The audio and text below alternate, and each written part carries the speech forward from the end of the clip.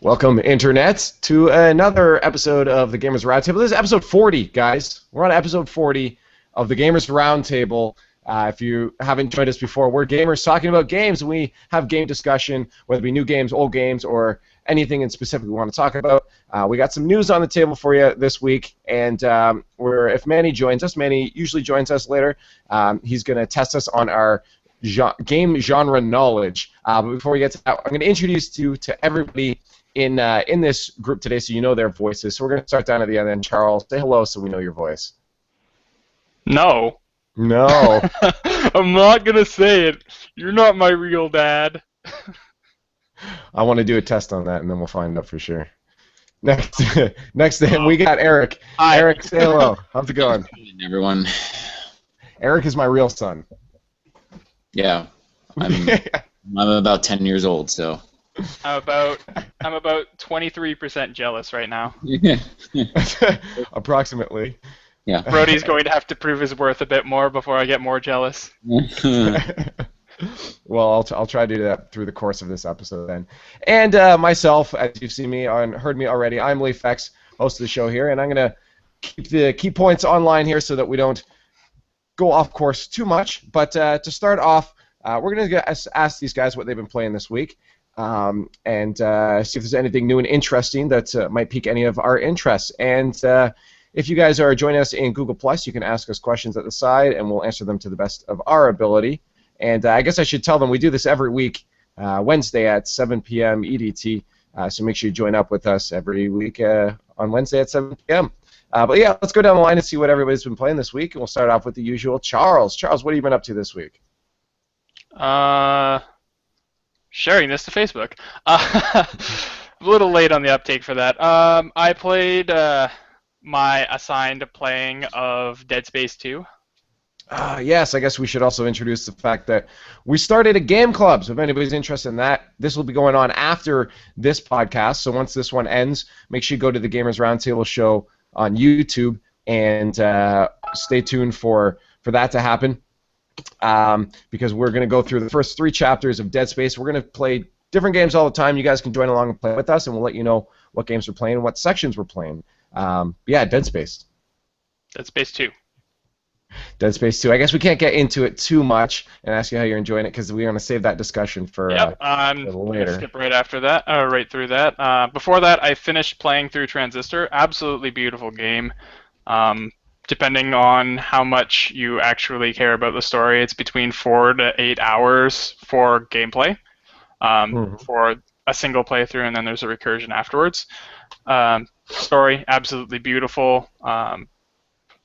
I can say that the ending makes a lot of the playthrough make more sense. Okay. So it's advisable that... So are you confused while you're playing through then? It's not necessarily that you're confused. You sort of follow along, but a lot of things have hidden meaning. Okay. Like that's not unlocked or even noticed until later. I want to avoid spoilers because it's a story-based game, and if you're not going to play through it twice, play through it once and then watch somebody else's playthrough. You'll kind of get it. Yeah, I was only looking at screenshots there just to see if I'd be interested in it at all. And it looks like, just describe it quickly. It's a top-down... it's pseudo-isometric. I would say that it's a tactical RPG, because a lot of the gameplay elements is tactical RPG. It can be played as an action RPG, but I don't recommend it because you will probably get wrecked unless you've got a really broken combination of abilities. Okay, that sounds interesting. I was thinking of picking up. What's the price for it now? It's it's 20, I believe. 20, and you can get it on Steam, correct? That's correct. Cool. Yeah, and you were saying it was just a very artistic piece of work. And I heard you say someone else said it was almost like they had art with gameplay shoved in, but you thought the opposite, or vice versa. See, I watched a popular StarCraft 2 personality play through the game, but he was playing with a streamer or a streamer entertainer sort of mindset. So his idea was beat it as fast as possible. I think he beat it in about 4 hours and didn't die once. Mm-hmm. And he ended up commenting, I feel like I played 60% of the game, and a lot of people commented on that video and said, yeah, you actually did play 60% of a game because you didn't play the other 40%, you nincompoop.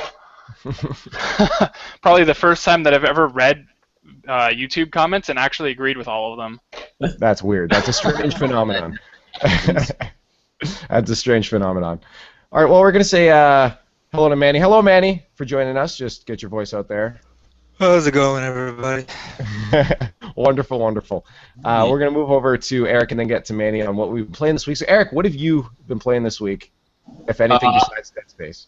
I've just been doing NHL, playing NHL 14. I'm brushing up a little bit because I'm going to join one of the ESCHL leagues, I guess, that are on there.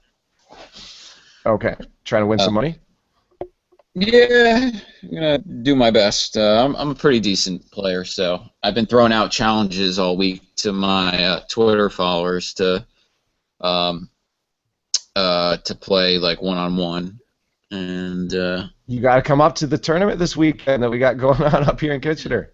I know. I wish I had that I wish I had a teleporter handy, or I totally would. But yeah. So that I've been playing that in my free time, and obviously been doing Dead Space 2 for the game club stuff. I've been finding that game kind of difficult to put down. Sweet. Well, we'll get more into why that is once we do the game club after this podcast here. Yep. Sweet. And moving over to saying hello to Manny. Manny, how are you doing today? It's all good. It's all good in the hood. I'm pretty sure you haven't been doing the Dead Space 2 because you have already played through it with us. Is there anything else that you've been playing this week that's piqued your interest? Nothing. Zero. Nothing. Been focusing more on just all the game trailers coming out because there's a lot of them. No, been focusing on Excel spreadsheets. Oh yes, because you got to get all that shit you were saying. Yeah, you had someone drop out. Now you got to take the place of that now, or start going to work your schedule around more of that. Getting ready for E3 is busy.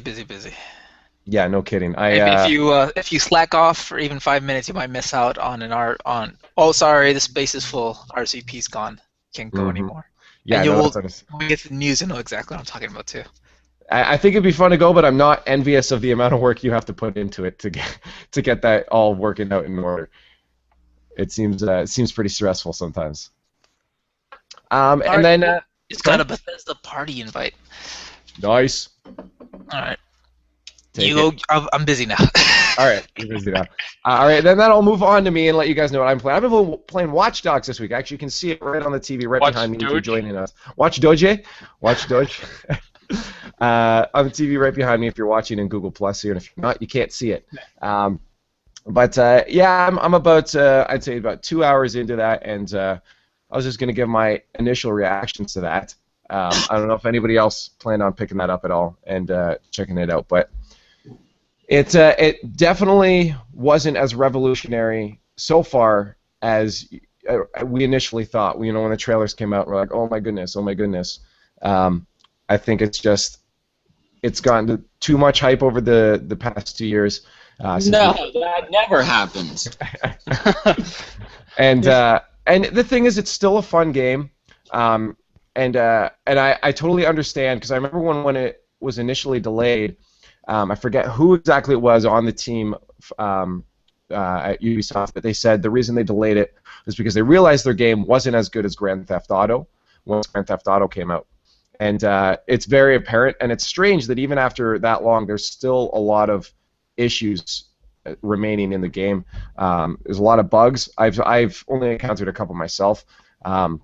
Silly things, traffic being really weird. I had a fire truck just today start plowing through other cars and just wrecking them and actually exploding cars. Hey, he's got somewhere to be. To a fire, or he's creating somewhere for him to be. No, that's fine. He's got some water in the fire truck. He can just like turn it on behind him and put out the Just spray fire. it out as he passes by. Just spray it until he gets to the next fire hydrant. Whatever. Mhm. But it's still fun, and there's a lot when that's a thing. But it's pretty hard too at some points. I'm just playing on normal, and it gets pretty hard. But the cool thing is when you actually pull stuff off. Hack this camera to get to this door to unlock it, but in the meantime you're trying to distract this guard and hacking his phone to get past him. You feel like a badass when you actually pull it all off, and that's it's a high reward, but it's pretty difficult sometimes. Really, because I've been watching stuff like the Giant Bomb Quick Look, and instead of doing that, he just walked in there and shot everyone, and he finished that section like in 5 seconds. Okay, so that's the other side of it. I play every game that I can stealthily, and that's when it gets difficult. But it's funny that you can make all this fancy work for yourself, and all he straight up did was like 2 shots to each person because the guns are so overpowered. Like tick, tick, tick, tick, tick, tick, and then like force the grenade to explode in someone's pocket. And it's like, okay, that was done. How far and then in he moves on. did you watch though? Because I actually just got to a mission where a guy took an entire clip before he died. No, but still though, even though I mean. One thing he said from beating is that first gun you get, that silenced pistol, you can easily beat the entire game going through with nothing but that. Because I only use that a little bit. Started using machine guns, but yeah, I got to the one mission where they had about 15 guys on me, and each took a clip out of a machine gun to take out. So I had to start hacking. Did you upgrade your stuff? I haven't upgraded anything yet. Actually, it's my a bad habit, but I tend to not upgrade anything really in any games. Then you only have yourself to blame because there are directly things like that are meant to stop these guys that much faster. Okay, well, if you're playing through in a stealth way, it's pretty difficult and it's and fun in that sense, and it pays off. But yeah, if I have a friend that I was playing with through the group chat, and he was just running and gunning. We were doing the same missions together, and he caught up to me pretty fast just by running and gunning. I had actually a few points that I wrote down. Yeah, there are a few shortcomings in the game, like even down to the simple thing with the dialogue boxes at the bottom. The text isn't matching the dialogue sometimes. Like words will be in different places. It shows the improv of the actors, so that's kind of cool. But even just to those small details, I've never seen it where the text didn't match it. Even coming from Infamous, where they even misspelled words on purpose when they were playing one of the dumb characters, and they would shorten words and create abbreviations that didn't exist. Even those small little bits of detail show through. But another issue I think was there's no water patrol for the police. So if you need to get away from the cops, you just go in the water, grab a boat, and hide under a bridge, and the helicopter can't see you. Like, it's super easy in that sense to get away from the cops. You just have to go find a boat and go under a bridge. Well, the thing is, as soon as you go in the water, there's 5 boats driving by you. And they stop when you get near them, so you can just get in the boat. So it's super simple. So it's as an overall view of the game, so far, again, I haven't finished it, but it's pretty driving. I feel like I need to go to the next mission. I don't ever feel like, oh, okay, I want to put this down now. Like I keep wanting to get to the next mission and play the next mission. So there's good driving factors behind it, but there are a lot of shortcomings with it that makes it almost feel chintzy on a AAA title. And so far, again, only a couple hours in. We'll see if that changes. But those are my reviews. Not to quote Jeff Gertzman too much, but I think because I just listened to the Giant Bombcast and I watched his stuff and read it, like it's just fresh in my mind. But he said, I think probably best sums up what you're thinking is that he feels like this feels like the. Do you remember when after GTA 3 just came out and a bunch of AAA developers tried their hand at an open world game because they thought that was the future, those were big. Yeah. And there's like a bunch of clones just sort of came after ones. They weren't necessarily bad, but they certainly weren't GTA. Yeah.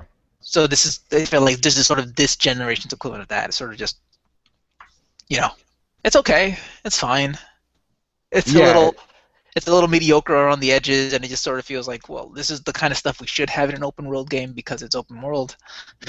Yeah, and I think that does nail it on the head. The fact that it's okay, it's not bad, but it's not to the level that we've seen with some other open world games. You know what? Such Just as Grand Theft Auto. I heard a lot of people coming up with this. I'm like, yeah, man, totally. Is game is actually much better and surprisingly so, and had such very little hype with Sleeping Dogs. That's a game a lot of people cited. I hear that it's a lot better designed. Yeah, it just came. I remember I played that demo at E3 a few years ago, and I thought like, oh, this is garbage. And then I started hearing from people. Wait. Did you say Sleeping Dogs or Sleeping Doge? Sleeping Doge. No, it's Sleepy Dogs. Sleepy Dogs. Sleepy Dogs. No, Sleepy Dogs. Tired Doge. No, I'm sorry. This meme, your meme. You're not going to affect Sleepy Dogs with this meme. This It has its own meme. It's Sleepy Dogs. There's already one in existence. You can't run over it. Damn. No, but it's funny because that's a game I played the demo. It didn't demo very well. It was just sort of like felt like the game I was describing. Just a GTA, an open world GTA style game in the wake of a million other ones trying to fill that gap. But when you actually get to the actual game, you can see what it's surrounded by with the combat and the story and the Hong Kong action cinema and then the great graphics on PC and on console, and you realize, oh wow, there's actually a complete package and a total game here that's a lot of fun, and it's trying to do its own thing. Yeah, and I've when I first saw it, I'm like, oh, that's not my thing. But then I've heard more and more, and then started watching little bits of gameplay on it, and getting a little more detail on it. And you're right, it did start to pull me more into it. I'm like, this looks like a solid game. There you go, Game Club, next Game Club. That's our next Game Club. Yeah, because I haven't played it and I've been wanting to. Star Wars Republic Commando. Oh, I remember. I dug it out, so we're gonna play it, man. All right. Those are the next two on our list, and we'll add those and we'll decide. But we got to get through Dead Space first, which shouldn't be too hard. I actually, again, I think I finished what we're supposed to do today in 2 hours. So it's easy to get through these games. So it's actually fun to actually sit down, put ourselves through, and say, I'm glad that we're going through it now. You finished all the way through Chapter 3, and you're in Chapter 4 now. Yes. All right. I actually just wanted to keep going, but again, we'll save that discussion for later. But for now, I want to just bring up something. Manny showed this to us earlier. It's about Sony and their E3 thing. They're actually showing it at local theaters now. They'll be showing the. Is it Manny? I didn't look too much into it. Was it live? Did you see it, or is it a replay of the? I think they're gonna stream it live. It's a live stream, yeah. A live stream taking place in 40 theaters across the United States and Canada. I think maybe like only 2 in Canada. 3. Oh. 3 in Canada. Yeah, Vancouver, Toronto, and Montreal. That covers all of you, right? Yeah, that's it. Basically the population. That's like 80% or something like that. Still, people were complaining, like, man, you guys should feel lucky that you even got included at all. It's Still waiting to get included in Ingress. To be honest, I'm surprised we got included at all. Is kind of the key word there. So they're gonna. Mm-hmm. So they're gonna live stream the press conference plus 30 minutes of additional content directly to movie theaters, right? These nice movie theaters, and apparently you guys are gonna get free stuff afterwards, like a prize and something exclusive, right? Mm-hmm. Some kind of swag and probably like a shirt and a coat or something. Yeah, we're contemplating on what that was. I wouldn't be surprised if it was like, as you said, a year of PS Plus or something. They've actually done that before. 2 years ago, they did that at their last E3 press conference. They gave everyone in attendance a free year of PlayStation Plus. And I think it's smart for them to do that because it gets people in and shows them how good the service is. And once you start paying for it, it's a lot harder to stop paying for it. Exactly. Automatic credit card renewals, plus you lose all your games. It's just like they want to give you that first hit. Exactly. They're pushers. Getting you in on their drug. But I've signed up for it, and I was supposed to get an email confirmation. I have yet to receive that email confirmation. My ticket number or something was like 9,000 something, so I don't know if I'm going to get into that. I don't know how many theaters or how many screens they're going to be showing that on. I think it's one. I think they're going to try to rile people up, Yeah. So on row or something.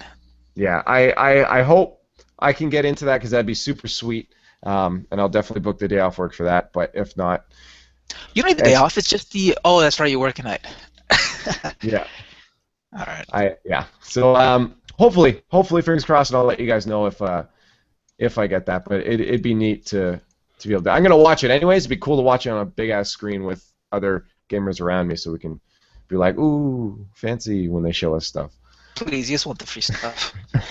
that's pretty much why I'm like, yeah, I'll sign up. It's So free. is Charles so coming with you? I don't know if it's sold out. Oh, It Charles, did. what happened, man? He took too long. Okay, so when you went on, it said it was sold out. Toronto after work. Mm-hmm. So you said it was sold out. I didn't get that notice, which means hopefully I've got it then. Yeah, it says right now, ticket type, general seating, sales end, that day, price, free, quantity, sold out. Does it have Sweet. a wait list? No. Wow, then that's really super sold out, because the last time I checked, there was a wait list. Yeah. So The it's wait- Zero probably. wait.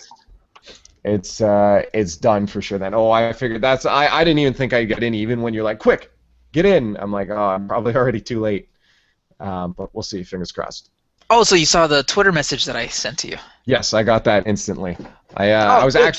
actually about to head out of the house to catch a bus, and I'm like, okay, no, I need to do this first. So I hopped back on the computer and did it.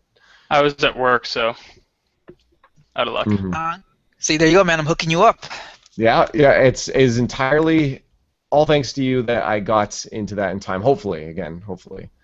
But if I get in, it's all thanks to you. So thank you for that, and thank you for showing that to us. I tried to get to the other guys as soon as possible. Next, then, we'll just move on to another piece. I know, man, you have some that I think I missed. You had some you were talking about before, but I'll go through mine first. Yeah.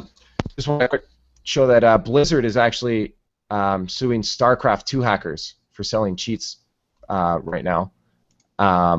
It's the hack called what was it called again? Valiant Chaos Map Hack. So if you're using that, watch out. But basically, the lawsuit was filed on April 19th, and Blizzard claims these hacks not only disrupt or impair the online experience for purchasers of the computer game, but, as set forth more fully herein, causes serious and irreparable harm to Blizzard and its products. So they're looking for kind of looks like a defamation, and it's ruining the experience for other people.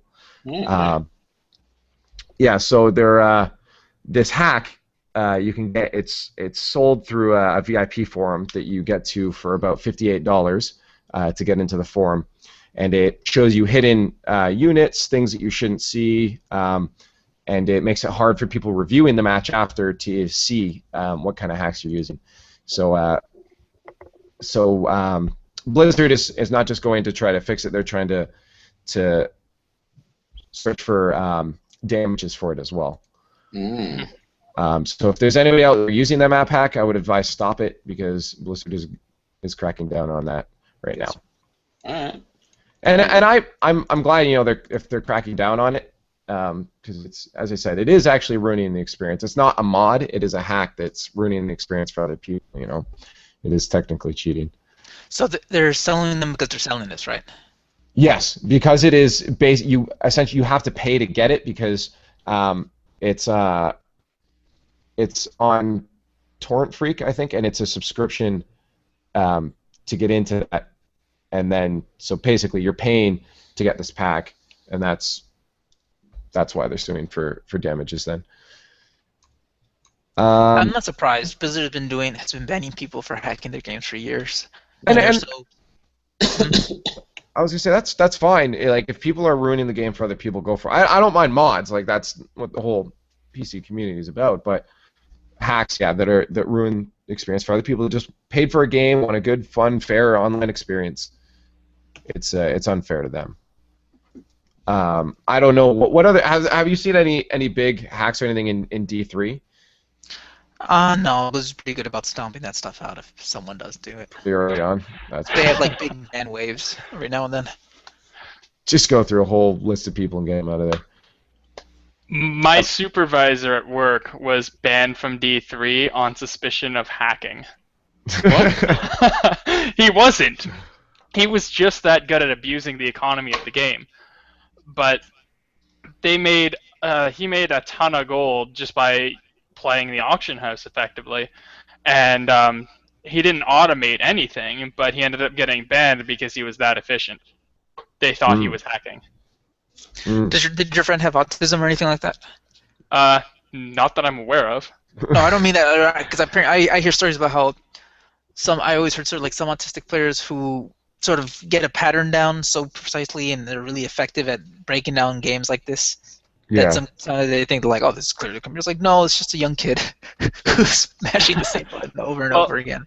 um, I had a friend who did a similar thing, but in World of Warcraft, World of Warcraft, where what he would do is he would just own like a percentage of the game's economy by flooding the market effectively, and he would they end up like if anyone tried to undersell him, he would just buy it at that.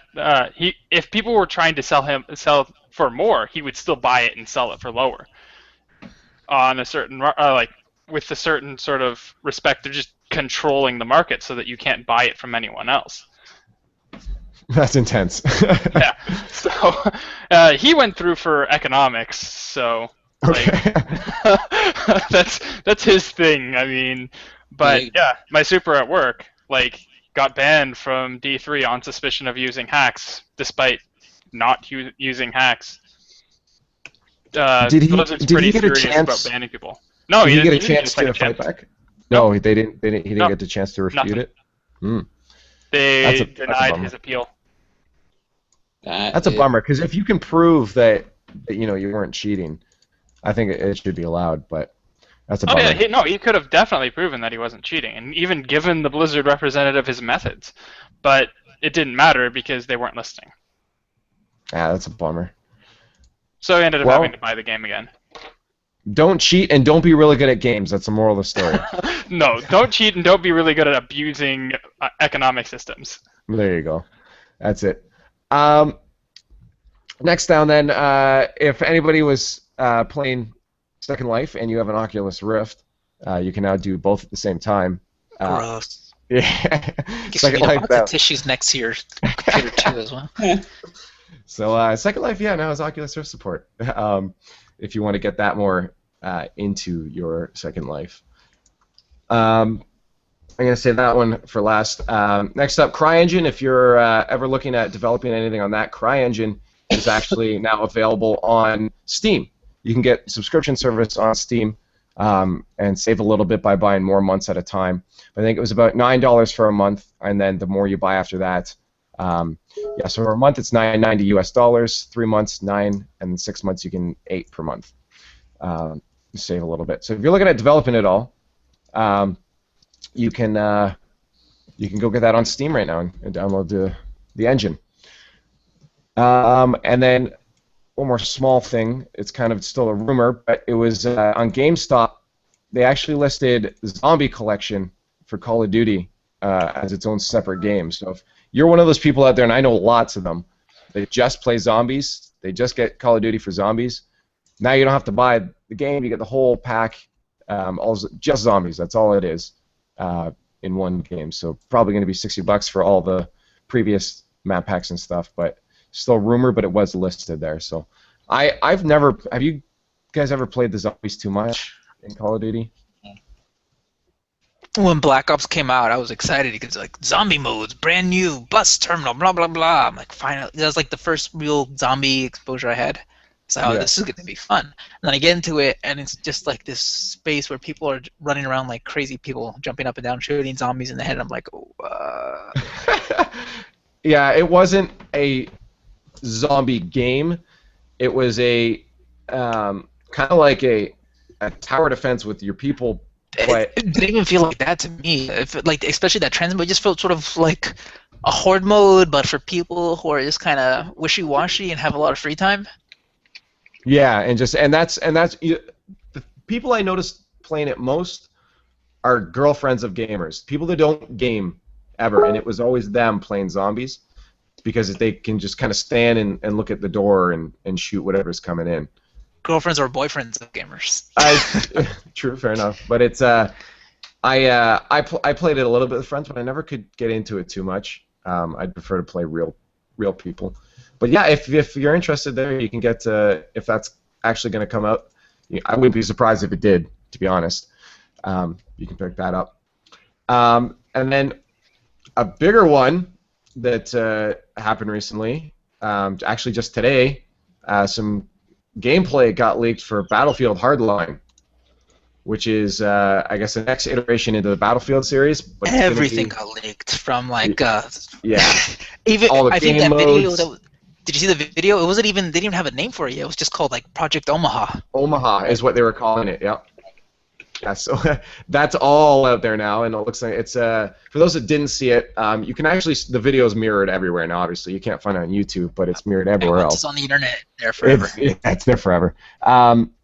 It's a cops and robbers style game, and the most interesting thing I noticed is for the single player is actually done by Visceral. Which actually, funnily enough, did Dead Space, which we're doing our game club on, and we know that they're good at telling stories. So I think they did this route because the last Battlefield story, or the last two, weren't really that good. I was commenting on this with someone not that earlier today in the morning when I was watching the leak. I was saying that EA had a bad CEO a few years ago with a really bad mandate that everything needs multiplayer and this needs to be like Call of Duty because we need to beat Call of Duty. They had these really absurd sort of mandates that had nothing to do with what was good for the game, what was good for the game community or the fans of that game or anything like that. So all it was everything needs multiplayer. So it's bizarre, like watching this Dead Space 2 stuff with you guys. I'm sure we'll get into this later, but it's like having recently played Dead Space 3. I'm like talking about like a month ago, played Dead Space 3, and then going back and watching YouTube videos, listening to people with game clubs and all this stuff. Dead Space 2 is like, wow. It's like it doesn't even seem like it's the same franchise when you compare Dead Space 2 to Dead Space 3. Because it was in that time frame before. Yeah. Before absolutely, there's like such artistry in every level. Like there's so much depth and density to every scene that people thought about. Like there's just so much forethought. Oh, you're going to be back here again, so let's pepper some seeds so that you'll see what happens the next time you come back around. It was just so in depth and complex, and it was really such a great story they were telling, and such a great world. And you got Dead Space 3. Military corridor, military corridor, military corridor, snow, snow, snow, snow. But they had to do that so they could accommodate a second person with you at all times. Yeah. And then you remember Battlefield 4, which had that terrible story. It was so bad and so cheesy. And it's like, well, we need a story like Call of Duty, so how do we do that? Well, let's get the guy from The Wire to be in it and have him bitch the whole time instead of him actually being a good actor. Yep. And I think that's why I'm kind of a little more excited about this one, just because it looks like the story is actually going to be a story worthwhile paying and buying the game for. That's what they should have done years ago. They should let DICE be DICE and let Visceral be Visceral. And if you wanted a single-player story, leverage the fact that you own all these studios and like they're doing what they should have done years ago. Well, exactly. You have the talent, use it. Don't just. They're not. If you can move people here to do this, I'd say do it. So you're right. It's good that they're doing that. It's the idea of the stories. It's going to be kind of like episodes of a cop drama, in a sense. That's funny. Yeah. So thematic in that sense, but it's based off the one guy who's stuck between what's right and what's wrong, and having to deal with corruption. And so there's a guy with corrupt cops, and I think each episode will have multiple ways to accomplish a mission. You can be stealthy, you can snipe, you can I think you just go in guns blazing. You'll have like a special cop. What's it called? What's a cop scanner? Police scanner. This cop scanner, yeah. So I guess it's like near future where you can just like mark guys, get bounties, and then use them. Like say there's like an enemy in a level who has a high bounty on them, you can capture them or something, bring them in. So like Star Wars Bounty Hunter, strangely enough, where like in the middle of the level just be a guy. It's like he has a high bounty. I'll capture him. He's worth more alive than dead. And then you'll use that money to buy more upgrades, like better guns, better gear, better gadgets. Yeah, it's interesting mechanics, and I think from the looks of it, it looks like it's going to work out really well. The only thing that I wondered if it would work well is the fact that it's still an open, huge world of Battlefield. Like it's still a really big space. It seems like it depends on the mode you go into, because it seems like if you do the bank heists or the hostage rescues, it may be a bigger space, and that it's a building with multi layers, and then you can use like a grappling hook to attach anywhere to get in. Or if it maybe was like the larger like gangland like cartel drug war thing, then you get the big open spaces throughout the city. That makes sense. Yeah, if you're doing the the hotline one where you're chasing in the cars. But yeah, there's like 5 different game modes, I think, right off the You bat. know what impression I got when I was watching this? It feels like what Rockstar promised Grand Theft Auto Online would be, with the heists and the robberies and all of that stuff. And this is what someone else actually delivering on the ball that Rockstar dropped. Yeah, like, hey, you know what? They don't have that capability on online. Yeah, Rockstar doesn't. They don't have that DNA in them. Like, yeah, I don't know. I just the promises that game made with the online. It's just it's honestly one of the biggest letdowns that I can remember. And I'm with you, Eric. But the good thing is, I didn't buy GTA 5 for the online, so I wasn't that disappointed. Yeah. I didn't either. Honestly, I really love the storylines and the single player with Grand Theft Autos, but that was just one of those added bonuses that was going to add that much more depth Absolutely. and value to it, and they really just kind of shook me up. And I just remember getting on every day with my friends, being like, "Did they add the heist yet? Did we get our stimulus bonus? Did we get this? Did we get that?" Oh my goodness! How many months has it been? Has it been like 9 months since? It's been almost a year. It's almost a year. It's like a couple weeks away from a year, I believe. Man, I could have got a girl pregnant and had a baby by then. Yeah. Seriously. Yeah. But I think that's what makes the Battlefield Hardline a lot more exciting, is that we're finally seeing something that we've wanted for this long. It's like the heist and like the GTA stuff, but in a game that's going to have the problem with the heist was it's a good idea, but you're always going to have such a small community because it's a small side game, as opposed to Battlefield. You'll be able to get a game of whatever anytime you want to. It's Battlefield, Exactly. People are going to pick it up with it, and that's what I was wondering. I'm like, I wonder if they could have gotten away with naming this something other than Battlefield, but I realized it was definitely in their best interest to do that as Battlefield, because people are going to buy it because it's Battlefield, regardless. And it also kind of puts me on a thing of my not buying EA games. I'm only playing the ones I already own, because I was on that whole boycott thing, but I am really interested. This thing is going to blow up on Sony consoles, man. I know. Sure you don't want to jump in with the rest of us? Even I'm going to get this pretty early on. The Hardline. Yeah, why not? I know. We said everything was released or leaked, but there was no obviously release date. It's this year. It has to be. Well, of course, yes. I'm going to presume in November at some point. The annual release. Yeah, we'll see, and it's exciting. So I'm going to try to post a couple of the mirrors underneath the YouTube video in case you guys viewers haven't seen it yet. But even if you just look up Battlefield Hardline, you're going to find a lot of info on it. If you're worried that doesn't have those vehicles, it seems like they have a lot of vehicles and weapons. They're just sort of I think more drug cartel versus cops. But then again, the funny thing is, cops nowadays in the United States, especially, are so militarized that you won't notice much of a difference. To be perfectly honest. Yeah, it's true. Modern cops have grenade launchers and assault rifles and body armor, like the rest of them. Right. Well, exactly. Just before we move on to the next pieces here, Sarah had a question at the side. She asked if we talked about this. We did talk about this last week, so if you want to see us go into more detail, actually just hop on to last week's episode. She says, sorry if I missed it already, but how do you guys feel about the rumored acquisition of Twitch by YouTube for $1 billion? The rumored is out of quotes. It is in preliminary discussion, Sarah, so it is essentially fact, I'd say. They are confirmed to be talking about the acquisition. And I think the consensus was, as long as YouTube doesn't touch it, or it at least just makes the infrastructure better, things will be good. But as soon as they start integrating social stuff is when a lot of people are going to jump ship. I've been listening to some podcasts, and someone made like a good point, is that Google made it a point that YouTube made the acquisition of Twitch rather than Google itself. Because sometimes when Google buys a company, it gets lost. Yeah. So they made the point of no. Our separate division, YouTube, is buying Twitch, not us.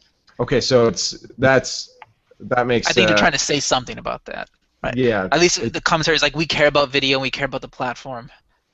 Okay, so it's and that's the thing is we also touched on was I don't think Google's stupid enough to start playing around with stupid. I think they've learned a bit, and if they start playing around with stupid stuff, I think the Twitch guys would have at least let YouTube know that these guys are going to go find a new streaming service if you start messing around with it. If you start mucking with it, they're going to bounce, and then you're going to lose your entire platform that you just bought for $1 billion. So it would be a very silly investment if you start messing it around, right? Mm-hmm. True. Yeah. So Sarah, we got a little bit more into it on the last episode. So if you check that out, I can maybe link it to you. We get a little bit more into it in our thoughts. But I think on you probably just gave it the level-headed gist right now. I mean, you're sort of. Yeah, that's the basics of it. And another week away from it. Well, they have a lot of money and they can have a lot more connections and infrastructure, so they can make it better. And if they F with it, people will just go somewhere else, and it's their loss. Right? Exactly. And that's the consensus. And that also ends it for my bit of news there, Manny. I think you had a couple other things. This one you probably care about. The first Ars Technica story. Do you see that one? Sorry, which?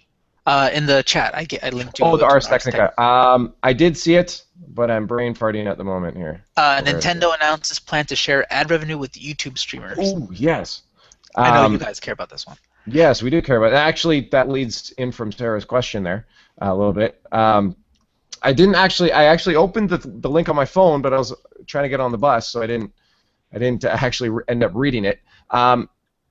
Just from the headline there, then I'm getting is that they want to start lifting their ban on people putting up Nintendo videos and products on YouTube, and they want to come to an agreement to share the ad revenue. Now, does it say whether they want to share the ad revenue with these people's networks, let me just read it really or do they quickly. want to create a new network?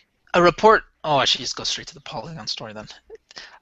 Let me see. A report from Polygon translated two Tuesday tweets from Nintendo's Japanese arm, which stated that the company has proposed to place ads in YouTube channels using Nintendo's content, so long as Nintendo consents to the content. Any resulting ad revenue would be split between Nintendo, YouTube, and the uploader. So, if they're streaming something, they have to consent with. They have to agree to it, and then they'll place an ad on it, and then they'll give you a cut. That's tough because now something like YouTube is going to have to implement an entirely new ad program because right now it's all AdSense, which is run through. Now, it'd be tough for Nintendo to go in and say, yeah, this is our video. You have to place. I guess Google could just say if it's a Nintendo video, place Nintendo ads, right? And I guess that's what they're getting to. I wasn't sure if they want to create an entirely new network, but I'm super excited. Just because now I can put Nintendo stuff up, but more so the fact that this is the next step of something good that Nintendo's doing to fix themselves. And many episodes ago we talked about, back when we had Shane on here too, we talked about how Nintendo was really kicking themselves in the arse lately. And it still seems kind of scummy though, doesn't it? Hey, guy who's out there evangelizing our game for hours on end so people go buy it. I want to cut of that. Yeah, I think it's a good first step though. At least it's going to allow content creators to put their content up. You know what? I don't mind them putting their own ads on Let's Play videos and stuff on Nintendo's own content because, I mean, it is their content. They have every right to be like, They do have the right, but but the precedents, like the rest of the game community and especially developers have set forth, and they were like, nah, F that, we want to cut. Well, that's the thing is, what happens when the other developers start coming along and saying, hey, we want to. And it's only stuff they consent to. If you what if you're saying something bad about it? Yeah, right. Like, oh no, we don't consent to this. You can't put an ad on this. Okay, but you're so right. I mean, not to cut you off, if they don't Charles. consent to it, then they don't put an ad on it, and then that's fine. Like then they then they should take the also video not down. remove the video. That's the other thing. Are they going to let the video stay up? Is it basically lifting an embargo on putting videos up, or is it just they're only allowing certain videos to go up? You know, I think what gets wait me, and see. Charles, though, is that the goodwill and the advertising and the discussion around their games and the company that they garner is probably worth a lot more than the pennies they would get. With that money, they're splitting it to people. I suppose. True. But at the very least, it's better than saying, no, you can't stream my Oh, content. yes, absolutely. It is much enlightened a little bit. Absolutely. I can't argue with you there. Yeah. So just to reiterate, you said they're going to be sharing the ad revenue with the content creator, the network, and themselves. So it's a three-way split. Okay. Again, as Charles just said, it's definitely good that we can at least. You know what I think though? I think they're in such dire straits. They probably do need every penny they can get at this point. At this point. And I think, as I said, I think I'm more excited the fact that it is at least happening and they're doing something about it instead of just completely throwing them aside. Is there a Japanese company and maybe they just have like a different view of the market and their role with their content than a lot of these American companies do? I mean, I'm not a Japanese company, so I couldn't really speak for them, but it could completely be a cultural thing because I know the way the companies are structured and the way people stay there for their whole lives. Like it is a very different cultural experience when it comes to business. And I know how I it's always done. see this stuff like how like people accuse Samsung of just being like blatant Apple copiers, wannabes, but apparently from Apple's corporate culture, it's like, what are you talking about? This is what the market wants. Why wouldn't we give them what they want? Yeah, It's what they demand. And of course, from the North American side, it's like you're just ripping them off. Do your own thing. What are you doing, you? So it's different perspective. That's why I think there's such an impasse between Samsung and Apple. So I'm wondering if this is just one of those other cases of, no, we made this. All money must come to us. Yeah, it could be, and again, there's so many different, even when it comes to business, so many different cultural points that can change how business is done. I know I had a friend who actually from Germany did business with some Chinese guys when he went there. The way that they did business was they went to a restaurant, got drunk, and tried to make business deals while they were drunk. Yeah, they're very culturally. I knew from working at IBM too. There was a lot of guys that would go over to China, and tour the facilities and stuff where a lot of the stuff was being manufactured.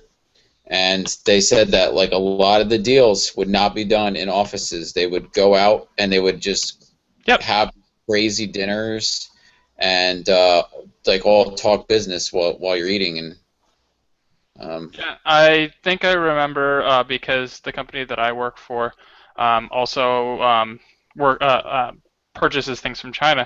So they had the people, some of the manufacturing heads down, and the heads of our company, they would do discussions, and they did things like boat trips, and they went out sightseeing, and they did all of the stuff like that. And most of their meeting minutes were done through text messages between each other.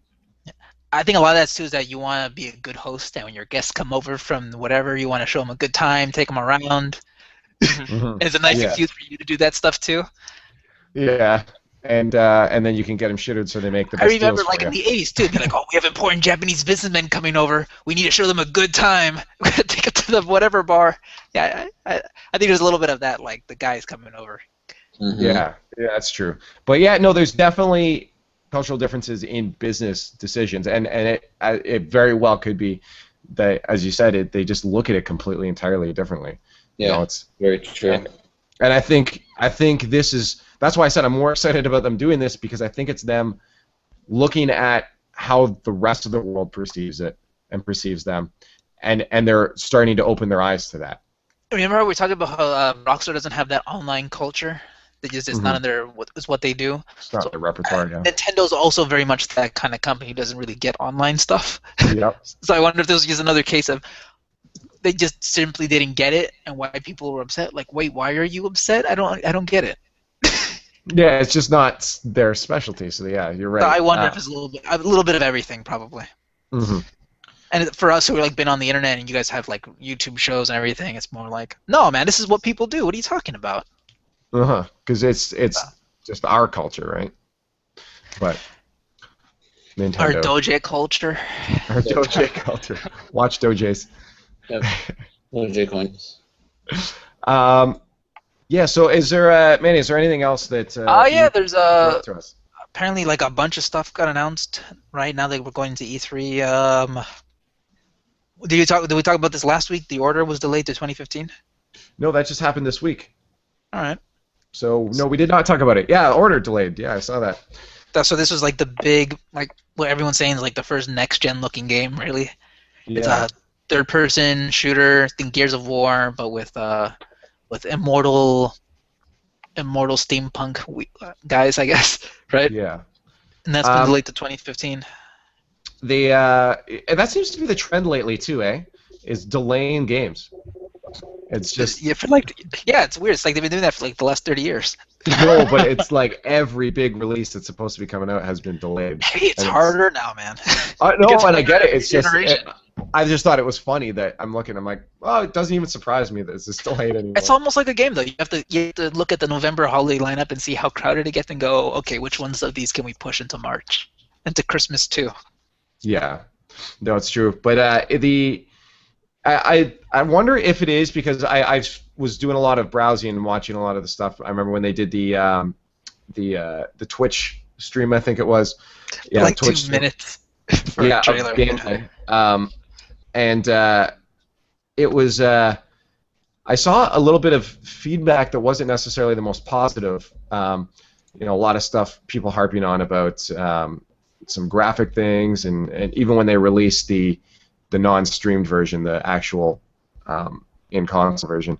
But that was alpha footage, though. You can't expect that to be great. No, and that's what I'm saying. I wonder if it was them saying, "Hey, let's take this, and we got a lot more work to do."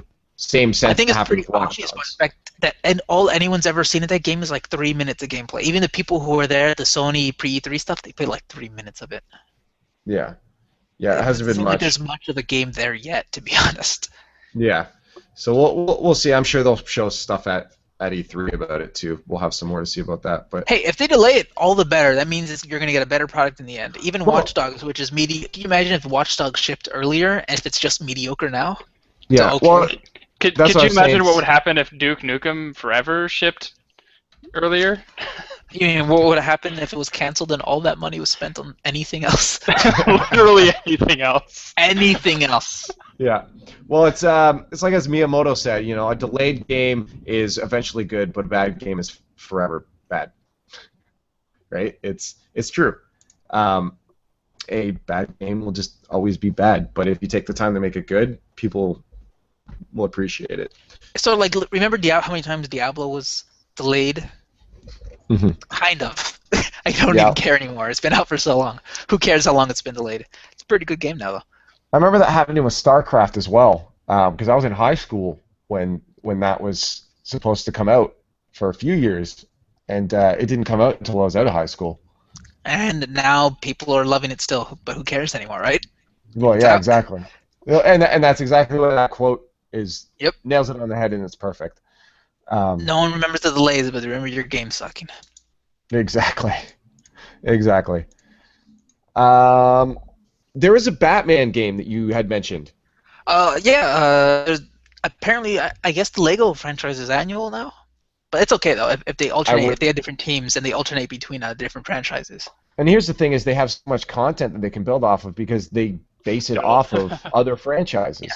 They did The Hobbit last time, but this time it actually looks pretty cool. I don't know if you watched the trailer yet. I hadn't. Again, it was the same time I was trying to get on the bus. So Lego Batman 3 Beyond Gotham. And this one's, think more like Justice League. And it takes place in space. And Batman, little Lego Batman has a little big Lego Batsuit. Space Batman. Does he get a nice spacecraft too? Apparently there's like an entire level mission that are sort of like Resogun where you're going back and forth, fighting. Oh, that's fun. So I think this one is an open world because they figured. I think the way they're structuring is they really want to emphasize the space environment and they want you to go planet hopping to all these different Green Lantern worlds where Brainiac is apparently miniaturizing cities and taking them.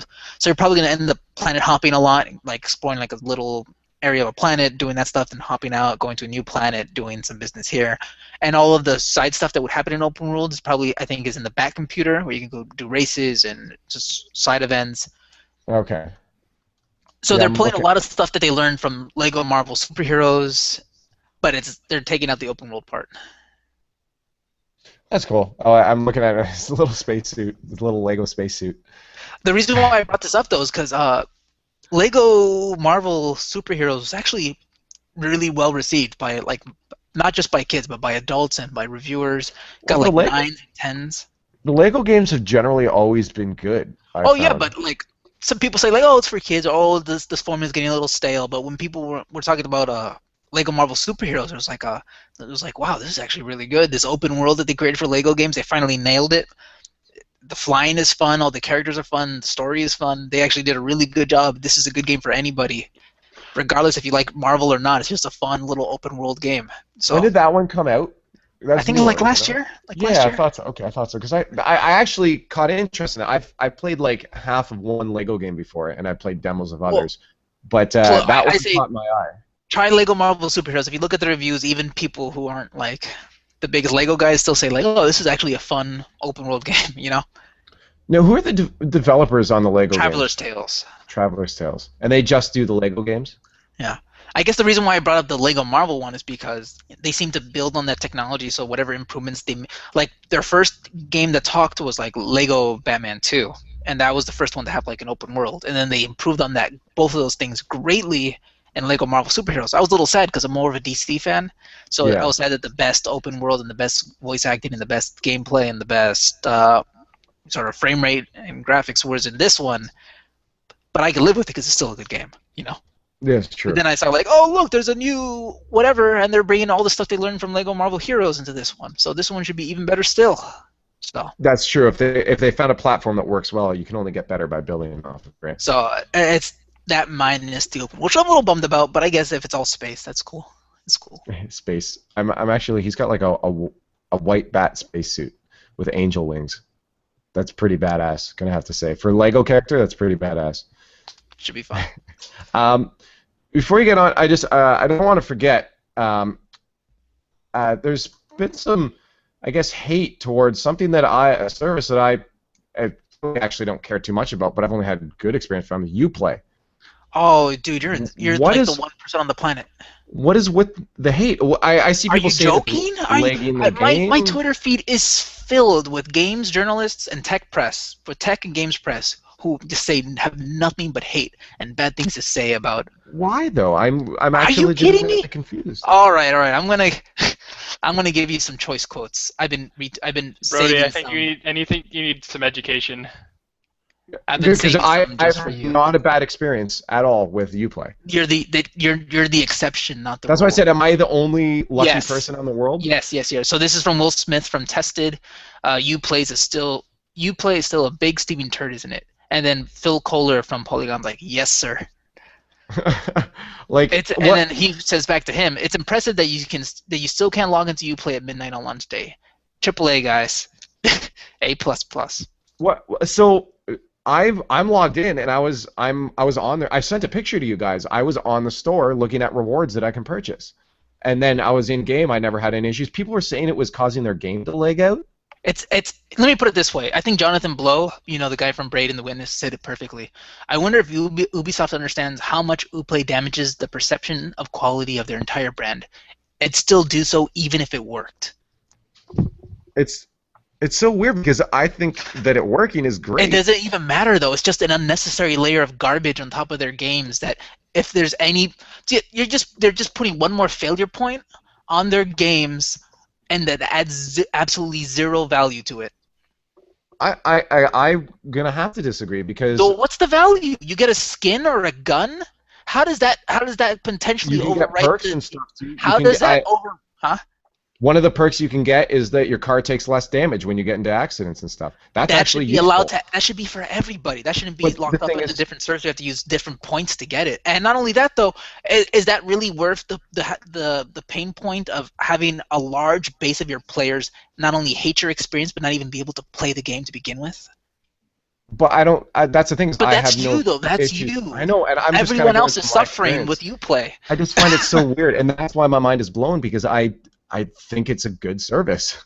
You're the only one. You are in the minority. The tiniest.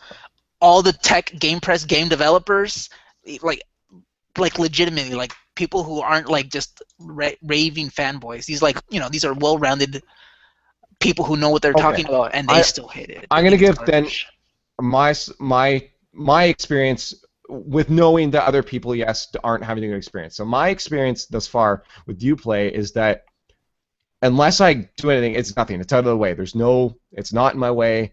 I don't have pop-ups. It's not slowing my game. No issue at all. But if I want to use it, when I unlock an achievement that I'm going to unlock anyways with the trophies, I can then use those points to get extra perks that a lot of other companies would charge you in a DLC package. It's so superfluous, though. It's so unnecessary. Oh, I have this one car in a game where cars don't really even matter. Great. Yeah, but well, in this, they're pretty. I only use cars to travel now. No. I mean, yeah, but it doesn't matter what car you use. They're yeah, still but throwaway. I'm saying there were useful things. As I said, I have blown up lots of cars by your definition accident. of useful is very different. Like here, I just typed in Uplay to Twitter, just random search. Top no, tweet. and I get. Uplay somehow deleted my save from Watch Dogs, so that's hours well spent. So I get that other people are not having a good experience. I'm just saying why I enjoy it. All right, that's fine. It's got things good for me, and I'm still mind blown that other it just people sort of, having... to me it sort of sounds like let them eat cake. And you're like, what are you guys talking about? This thing is great. It's so worth all the extra stuff, and everyone's like, are you kidding me? I can't even play it. And I think that's where I can't get past it, is that how am I the only person that's not having issues with this right now? And I have like the shittiest... You're not having issues with Uplay. Comment in the YouTube comments. Yes, am I the only one not having issues with Uplay right now? Right here is complaining about Uplay and how it's crappy. I'm just strolling through. I'm not arguing that at all. That other people are having to... I can't deny the fact that maybe... You know what it is? Could it be that you're in Canada and that you're hitting a different server? Or that you're closer to Ubisoft? Oh my god, we're closer to Ubisoft. I am an 8-hour drive away from them, so could it be that you're just in their backyard and they're like, oh, it's not a big problem, as opposed to someone who's in the UK or someone down here? You bring up a very good point, that it could just be server related, and I am much closer. If you've never had a single server, it is all server problems. And I think that's the part where I get so upset with it, is because playing a lot of Ubisoft games and seeing what it added is like. In other games, like, oh, I get one more knife in my Assassin's Creed belt. I get one more grenade. I get a gun with a silencer in a game full of guns with silencers. And I just realized that all the pain points I've had myself with it, to realize that all I'm getting is another layer of achievements when I don't even care about achievements at all anymore. I just sort of get angry. So like, what are you doing? You're putting this layer of crap DRM on top of this that I don't need. For achievements that I already don't care about. See, that's the thing, and I remember, and which another confusing point is that I remember back with trophies, people are like, oh, trophies you should be able to use your trophies to go into the store and buy stuff. It should be credits. You should be able to use your Microsoft achievement points to buy stuff. I think people don't care anymore. And that's kind of what Uplay is, right? I think those days of when people are like, oh man, I'm gonna buy all these games to get my gamer score up. I think those days are gone.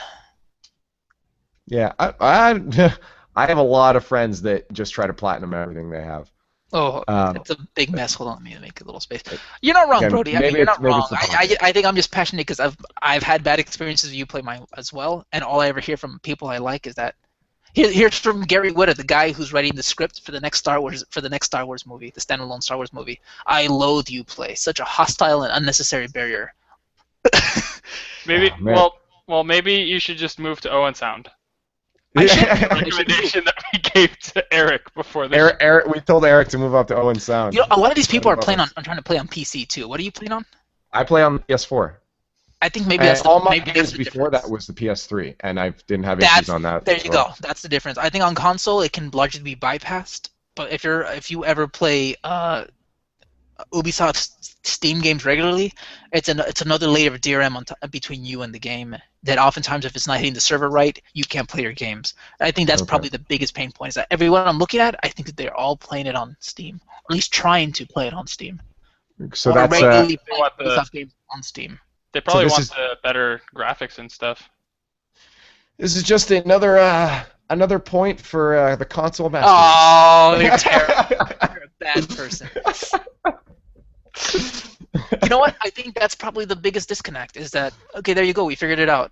Now that I'm looking at this list, these are all people who are saying like, "Damn, I guess I'm gonna have to. What a waste of money. I'm gonna have to go pick up the PS4 version to play this at all." Mm. All right, I guess that's it. We figured it out. We talked about it. There was no fighting.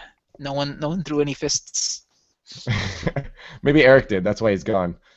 He's left. No, he's busy throwing fists at the screen for playoffs. Oh yes, the playoffs, hockey, NHL playoffs. Eric will be joining us after the hockey there for the 4-game club. Damn you, Brody! You made me look like the reasonable one with me going, "Oh, you play." Oh! You play Smash. How dare you have a PS4, Brody? Yeah, no. Steam PC Master Race. It should be better. Well, hopefully they fix things because I don't see them dropping Uplay anytime soon. No, I think that's what makes people so. Yeah, no, I think that's primarily the biggest reason. Like, could you imagine if you download from Steam, you think Steam is your layer, and then it's like, no, we got to go through UPay, authenticate, create an account. Yeah. I don't want to create an account. Well, too bad. You have to create this account. Okay, you can't create an account because the server's not working. And that was actually, so you guys have to create an account then? Yeah. Because on the PlayStation, it was always optional. Yeah, that's the difference. You got to go through UPlay with Steam. Oh, okay. See, I think that's why I'm more accommodating to it is because I signed up out of will. You know, that makes a lot more sense though. If it's a thing that you're signing up optionally, you're like, oh yeah, I guess I could want some extra perks. What would it hurt? And if it doesn't log in, you just don't get the perks. Who cares? Exactly, right? And then it's gone. But you guys can't play unless you log Period. in. Yeah. And it's not even just Watch Dogs. If the servers are getting hammered because of Watch Dogs, then you can't play any Ubisoft games. No, really. So it's almost like a E3 launch all over again. But for every it's almost like an Ubisoft Origin. game. Yes, exactly. It's a shitty Origin, and that's what makes people so angry. At least Origin is competent. You know, you may not like EA, you may not like the service, but at least it works for the most part. So imagine having a shittier Origin that doesn't really add very much value. Imagine having a shittier version of Steam that's even shittier. Yeah, I can see the point then, because I'm not a fan with Origin to begin with. Well, so there you go. It makes sense. We figured this out. We talked this out, and we got what it's wrong. So I guess the lesson to everyone on Twitter is I should just reply to every angry person that you should have bought it on PS4. I'm gonna do that. I'm gonna go on tonight. just create a Twitter handle and just follow all of these gamers. Oh, a robot, just a little robot. You should have bought it on PS4. The Twitter handle, buy it on PS4. Just reply with a period. All right, and you're gonna cease and desist from Sony. No, bro, you're making us look bad. Shut up. That's funny. Yeah. Well, I'm going to continue enjoying my Watch Dogs later with Uplay. Let me put it this way: if the Uplay stopped working for you tomorrow and it never worked again, would you really care? Ultimately, no, because it doesn't affect my gameplay. So, and that's the number one reason why. That's the huge difference. Yeah, that's true. I think it's cool, but you're right. It's not a necessity. It's not something that I'm like, oh yeah, I need this. Oh, I can't play without it. Oh, you're right. All right, cool. I think you had another news piece for us. No, I think that was it. Little Lego Batman. You want to talk about the Twitch stuff? We did. I think that's everything, right? That's cool. Yeah, I think that's everything. Now, I wonder if you're ready, but last week we discussed that you were going to test mine and Charles' knowledge of video game genres. Oh, crap. E3. I forgot about this. Like 1 million%. Why don't we just have a discussion about genres instead? Oh, I forgot about this. I'm trying to look around to see if there's a game near me. Quick! Do it. Bring it. See if you can get a list. Yeah, but... Oh, no. I got so busy with the guy dropping out of E3 that I'm like, oh, we gotta reshuffle everything. Gotta get into... Oh, I got one thing. I give you one quick news story that's exciting. All right. That you missed out on. Okay, so on the Saturday before E3, on I think the 5th or the 6th, that'll be CD Projekt is having their pre-E3 press conference. It's usually a small little thing they do on the beach. And I think they're going to be showing off new Witcher 3 gameplay. They're going to have some new announcements, like the Witcher 3 Collector's Edition. That's exciting, because the CD Projekt Collector's Editions are usually pretty good. Yeah, they got some good stuff in there for a reasonable price, too. And I think they might even announce that other side Witcher game that they've been working on. The Witch?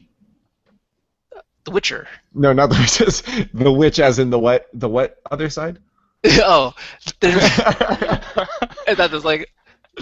No, as soon as it came out of my mouth, I'm like... Witcher game on the side.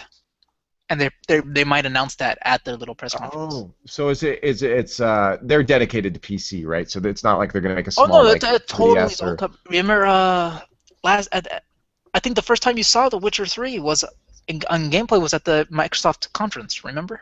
Oh Xbox yeah, One. yeah, yeah. I forgot. Yeah, they moved. So I wonder if we could see a mobile version potentially, if it's a side, or is it an entirely new I think it's platform? a AAA game, like a AAA action game or something like that. Hey, you can get AAA titles on mobile.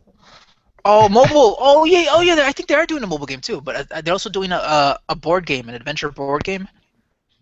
Okay, I didn't And hear that about I think that. there's going to be an iPad version of that. I don't know what they're doing. It sounds exciting at the very least. Let me see. Let me read what Well, the. almost anything that comes out of them is pretty exciting. I'm still looking forward to Cyberpunk. Oh, they Some more. said there won't be any Cyberpunk at this show because. Ah, bummer. Well, remember, Witcher doesn't even come out till 2015. It's true. Yeah, I guess they gotta So. focus. And then You don't Cyberpunk want comes out to after, right?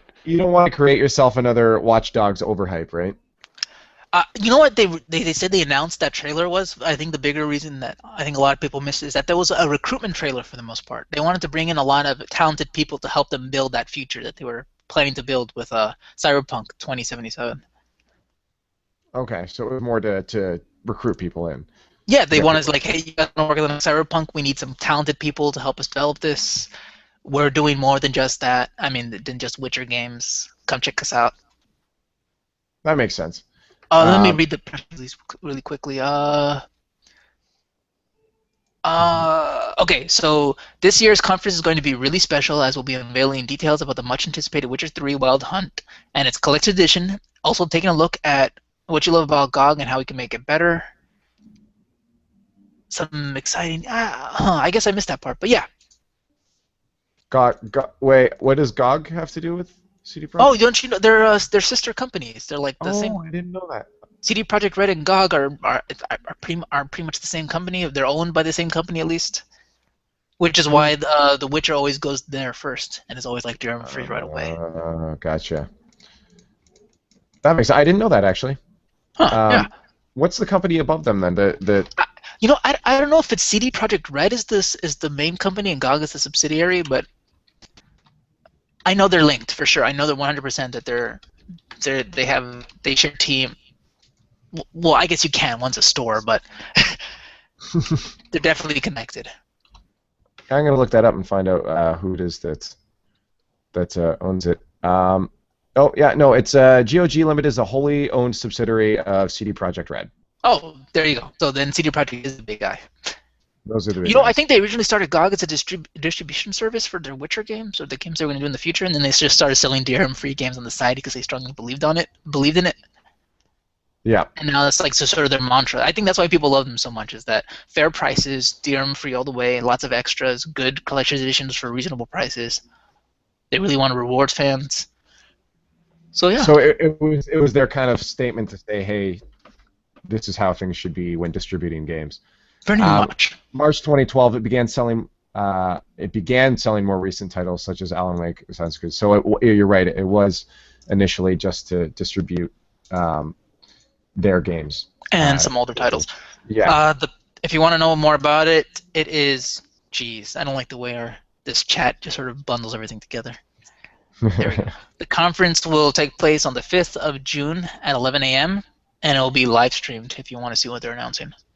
Oh, beautiful! Yeah, those few days are going to be me sitting in front of my computer. Not that I don't already do that, but a lot more so than I. Let me know if you see me in the audience. Yeah, I'm going to keep my eye out. Actually, you need to bring something. Tell me what you're going to be wearing, and I'll keep an eye out. Wear like a bright pink shirt and just do the wave the entire time. Just a big sign that says "I'm here." And I muted again. Whoops. I had a joke too. Oh no! Oh no! Tell it. Oh, I was gonna just message him in the morning and be like, "So, what you wearing?" So what you wearing? I'm gonna be happy. I'm happy now that I got my Chromecast in, so I can actually watch instead of sitting here in front of my computer. I can put all my streams up onto the big screen there and do it all from my phone. So that's gonna be exciting to watch it this year. And hopefully I'll be watching Sony's in front of a very, very big screen. So once again, fingers crossed on that one. But did you find in that bit of a delay there a game for us? It's a genre. Me? I was talking. How could I find something and talk? You're a smart man. You can multitask. I was reading the press release. There's too many press releases to read. No, I don't have nothing for you. All right. Do you I have a wonder quick topic? Yeah, I do not, but I want to test you on yours, and throw a couple games at you. Since it's leading into our game club, what technically genre would you call Dead Space then? Action adventure subgenre survival horror. Yeah. Oh no, you missed one. It's a third-person shooter survival horror video game. Okay. So close. You gotta get that TPS. You know, it's funny. You gotta. Yeah. All right. And then Watch Dogs. Then, since it's so generic, what would you? Open world action adventure. With RPG elements? Nah, not even necessary. But if you want to, you can say that. Yeah. You know what I wish they implemented more into Watch Dogs is they have a miniature crafting system where you can craft little you can collect pieces around the world to craft like distraction things or things to black out the city. And I wish they put more into that so you could craft things to attach to weapons and stuff. I think that would have been a lot more fun to or to enhance your hacks. I think that would have been fun, but it was just very minimal. I think they should have put more into that. And then they released World of Watch Doge. World of Watch Dogs. Where you have to mine at like resource nodes and someone's a butcher or something like that and they have to strip like code from somebody's phones or something like that.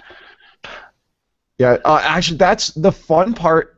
The funnest part I'd say about Watch Dogs, and I'm going to spend a lot of time doing this, is the fixer things where someone can hack into your game and start stealing your info and your money from your phone, and then you actually have to find them in the crowds, and they're guised as regular civilians, and they could just be walking around, sitting on a bench, whatever, and you have to find out who it is.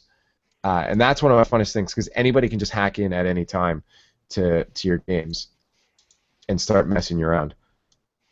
So I think that's super fun to do, and I'm going to spend a lot more time doing that. I think someone else I was talking to said that's all they've been doing as well too. Is so the Skyrim distraction? Sorry?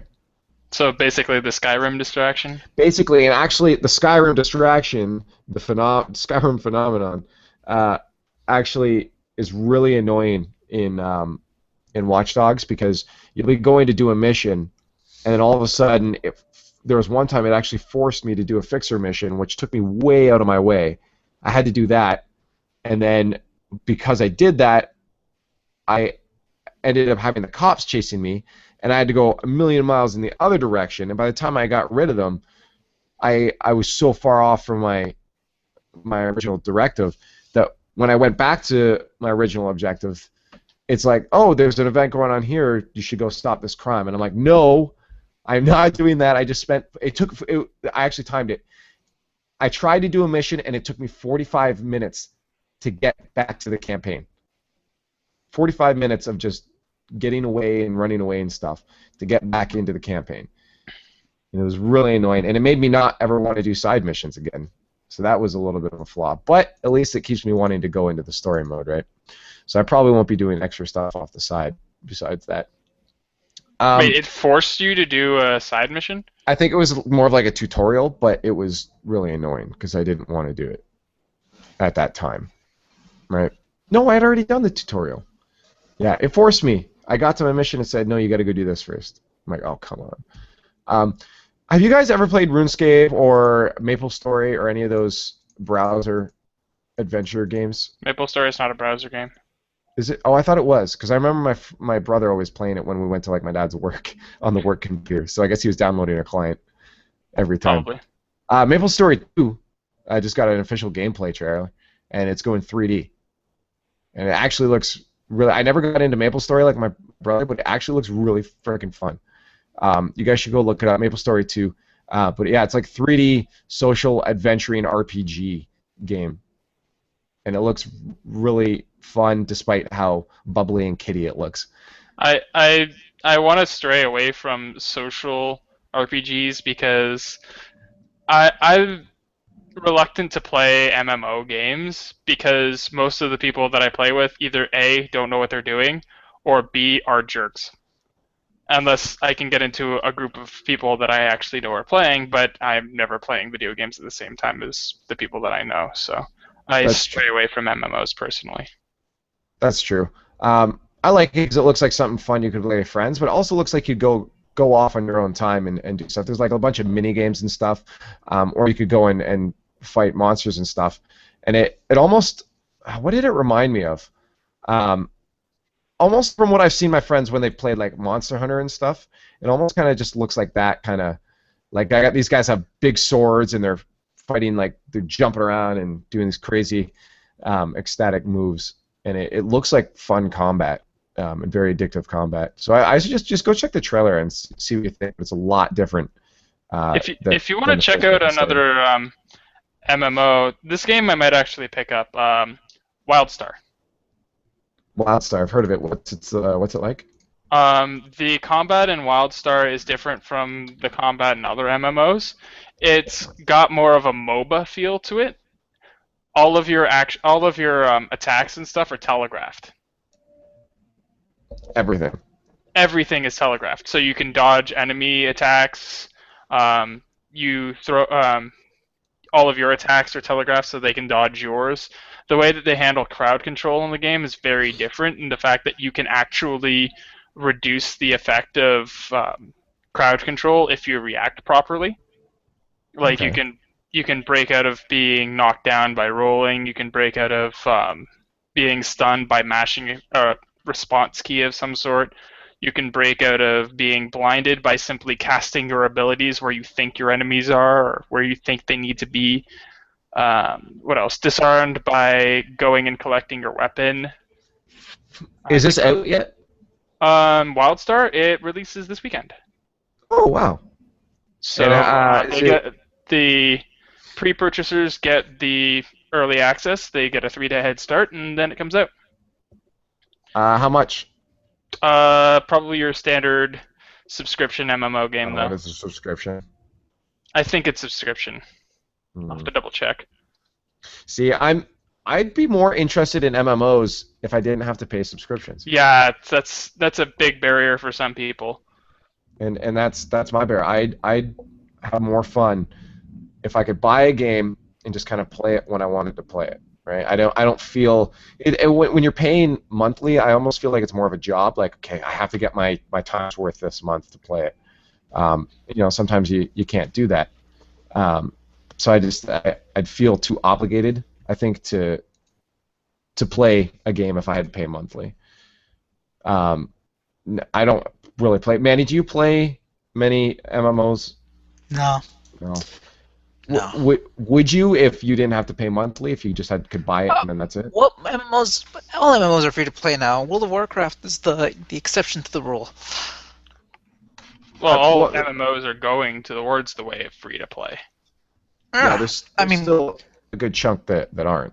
No. Those games are. We spend so much money in development, and let's get as much money as we can for as long as possible from the handful of people who will give us a monthly subscription. And when that money dries up, then we go free to play. We already have our revenue model for how we're going to do that.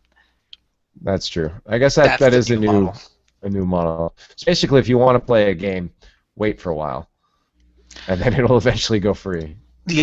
I bet you anything they already have plans for what Elder Scrolls Online is going to look like when it's free to play. That's true. And again, I might actually play it at that point. No, don't lie. If it's free to play? Well, how come you haven't played all the other free to play MMOs that are out there right now? I've tried, which it was Guild Wars that I got into a bit. What about the Old Republic? That was another big one. Again, I've never played a Star Wars game in my life. But forget the Star Wars game; it's a big MMO. Mm-hmm. I'm just saying. I mean, it's a big, high-quality MMO. Who cares if it's Star Wars, right? I think when I was before, a long time ago, I just had this weird disillusion that all Star Wars games were basically the same thing, just because it was Star Wars. No, it's not. It's not. And for some reason, I always just kind of brushed Star Wars games aside. and I didn't actually. I had a very closed mind to them that I didn't really look at them. When I saw a new Star Wars game, I'd be like, cool, and then I'd move on. And I'm But then why starting Elder to. Scrolls? I mean, Elder Scrolls is has just a silly mythology as the Star Wars thing does. Well, because that's what I'm saying. I've now changed that mentality, and Uh-huh. I'm looking at games coming out with more of an open mind. Same thing, actually. There was one Lord of the Rings game I played. It was the Two Towers, I think, and that was a freaking phenomenal game. Played it with my friend or my brother all the time. And let me guess, you don't really like Lord of the Rings, right? Yeah, well, I like the books. I freaking love the books. I'm just not one of those big. The movies were okay. Like I wasn't one of those big fans, cosplaying up to go and stuff like that or anything. But it's the books. I love Tolkien's writing, and I love the story behind it. But I never got into like the Silmarillion and anything like that. A lot of the lore.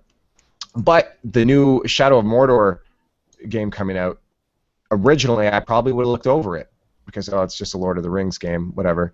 But I'm glad that I've looked at it. I don't know if you guys have seen the trailers or anything on that. Yeah. The Shadow of Mordor. It's one of those games where the Lord of the Rings license is almost incidental.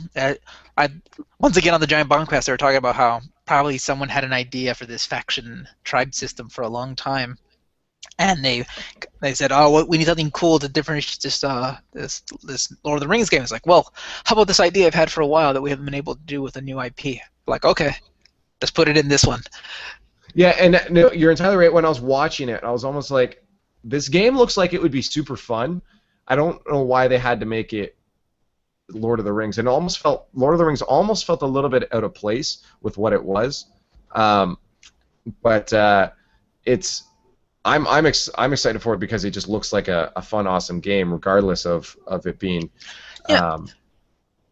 Absolutely. Don't worry so much about licenses. I mean, look how many people said, "Oh, I'm a Marvel guy," and they never played Batman: Arkham Asylum or Arkham City, which are like some of the best games that came out those years. Period. Here's the thing: is I'm not gonna lie, and I might get flack for it, but I'm not a real Batman fan. It doesn't matter though. It's a good I know. game. Well, that's what I'm saying. I freaking love the games. They're not so much the third one, but like the first. I'll tell you a story after what you're done with that. Okay, I was gonna say not so. The first and the second were good, and I'm really excited for Arkham Knight coming up because it's Rocksteady again. But they're phenomenal games. The mechanics are great, but it's just if it was Batman or something else, it still would have been fun. I didn't buy it because it was Batman. I'm not a super fan of him. I'm exactly with you. Like I told you, remember I was a little bummed out that the Marvel superheroes game was like the best open world, like little fun Lego game that they've done. But I'm just not that big into the Avengers. But so I'm still gonna get it and still gonna play it like on my every platform I have because it's a damn good open world fun Lego game. And it's fun to be a superhero. Just because I'm not the superhero of the red cape, I'm the superhero of the blue cape instead. It's still fun. Who cares? Yeah, exactly. I'm starting to realize, it doesn't always necessarily matter that a franchise is tagged to something, unless, it's built around. I mean, I guess the Batman games were built off it being a Batman game. Well, how many people don't even really watch The Walking Dead and still love the Telltale adventure games? Well, and I was almost a case of that because I'm not interested in the movie or the show, at all. But I was tempted. I didn't, but I was very tempted to get a couple of the episodes and play through them because they looked fun. Well, how many people don't even realize that The Wolf Among Us was the larger franchise, but they still love The Wolf Among Us? Yeah, well, I didn't realize it was until I think the last episode when we talked about Telltale doing. All these, the Borderlands one as well too. I say if it's a good game, it's a good game. I think a good game transcends its genre and it transcends its license.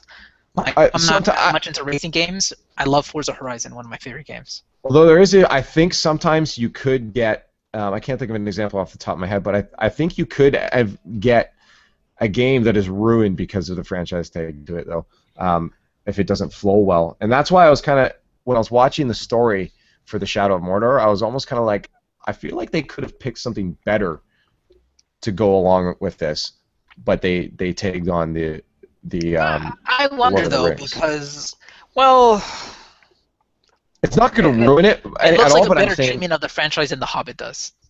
Yeah, but I think I'm thinking, I'm just like, you know what? They could have put something else on here that I think may have suited it a little better. But if this one sells more copies, and it gets actually people to actually play. Well, that's the thing, is they're there to sell it, right? They might have ignored it otherwise. Exactly. I think it's not so much a game suffers because of the license they touch it. More so, if the only reason that this game exists is because of a license, or that's like that Star Trek game. All it was just the license, nothing else. You know, the most recent one. Yes. Yeah. So. I think it doesn't matter. Like, some people say, I don't like Star Wars, but you play Knights of the Old Republic is like the best RPG at the time. I don't like fantasy, but I don't know. It's weird. Like, I'm not even like a guy who typically likes fantasy, swords and sorcery. I love Oblivion, Skyrim, some of my favorite games. Mm-hmm. So, but I was gonna tell you about the Arkham thing. It's funny. Apparently, during their demonstrations, the demos, they'd be talking about the final chapter in the Batman Arkham trilogy, and they would just keep on talking about, like, oh yeah, we're really excited after the last game, Batman Arkham City. We're really excited to get back here and show you the latest in the trilogy and the Batman franchise. They basically talk like the third game never even happened. They pretend they just act like it never existed. Oh yeah, the last game, Arkham City, was great, and we're trying to build on what we learned in Arkham City, the last Batman game in this Batman trilogy. Yeah, and I mean, I get it because they didn't make the third one, and it was bad.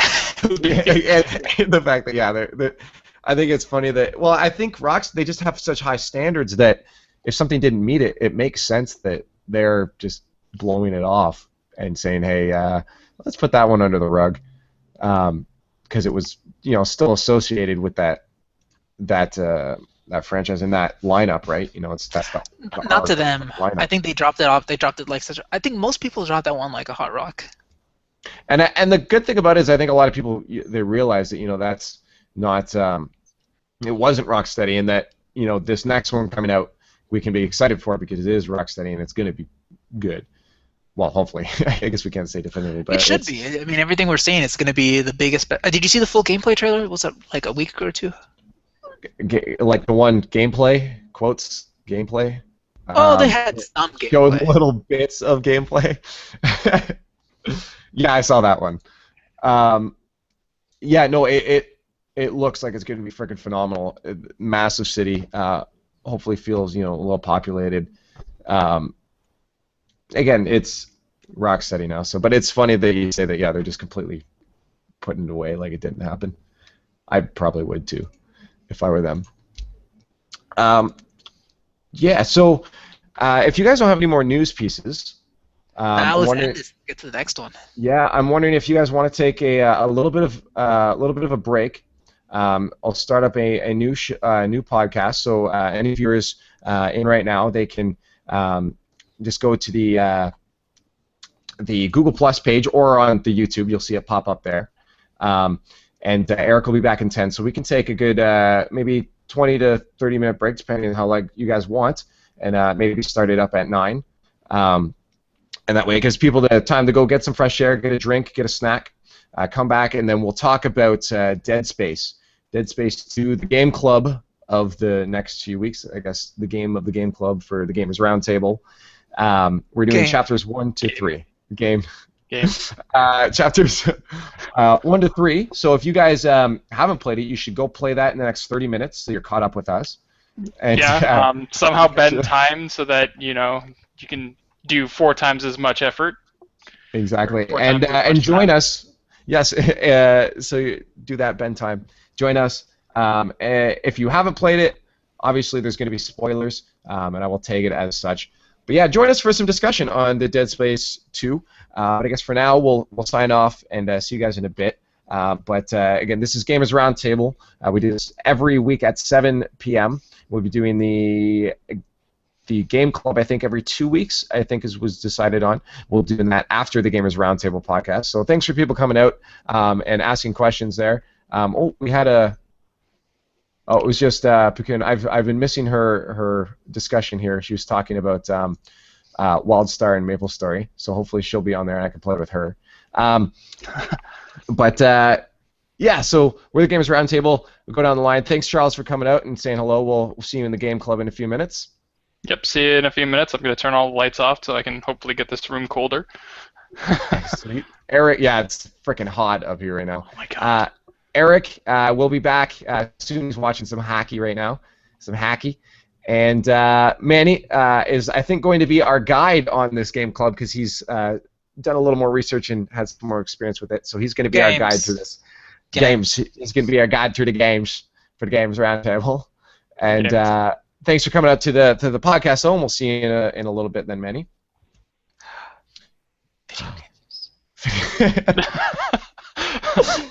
And I'm Lee Fecht. Make sure you go to youtube.com/Gamers Roundtable show at the bottom to get all the episodes. Everything we do is going to live and it'll be uploaded afterwards, so you can watch it in case you missed anything. But come join us in the go there so you can join us in the game club after. But we'll see you in a few. But if you don't come join us, as always, keep gaming hard.